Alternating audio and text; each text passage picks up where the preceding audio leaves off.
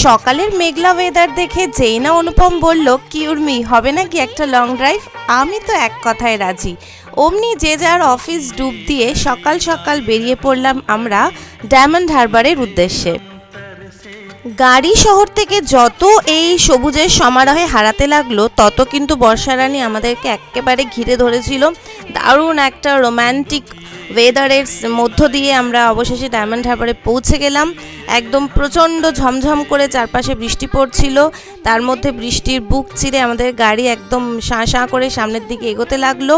এরকম একটা unplanned trip সবসময় আমাকে দারুণ মজা দেয়।